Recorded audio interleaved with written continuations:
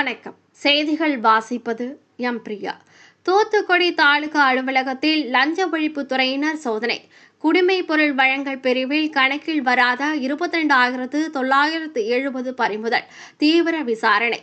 தமிழகம் முழுவதும் கடந்த 2 மாதங்களாக தொடர்ந்து பத்திரப்பதிவு அலுவலகம், மாநகராட்சி அலுவலகம் மற்றும் நகராட்சி அலுவலகம் உள்ளிட்ட உள்ளாட்சித்துறை அலுவலகங்களில் தமிழக லஞ்ச ஒழிப்பு போலீசார் தீவிர சோதனை நடத்தி வருகின்றனர். இந்த நிலையில் வெள்ளிக்கிழமை இரவு தூத்துக்குடி தாலுகா அலுவலகத்தில் லஞ்ச ஒழிப்புத்துறை டிஎஸ்பி பீட்டர்பால் தலைமையிலான 8 பேர் கொண்ட லஞ்ச ஒழிப்பு போலீசார் திடீர் சோதனை மேற்கொண்டனர்.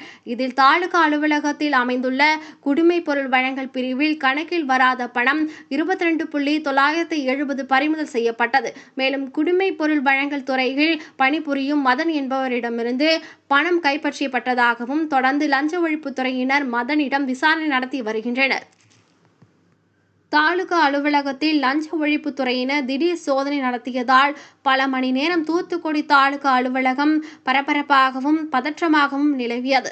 மதன் எதற்காக பணம் கொண்டு வந்தார், அரசு ஊழியராக இருக்கிறார், எந்த பணம் என்று தொடர்ந்து லஞ்ச ஒழிப்புத்துறையினர் விசாரணை நடத்தி வருகின்றனர். விசாரணைக்கு பின்புதான் அரசு ஊழியரான மதன் பணம் யாருக்கு கொண்டு வந்தார், என்ன விவரங்கள் என்று தெரியவரும் என்று கூறப்படுகிறது.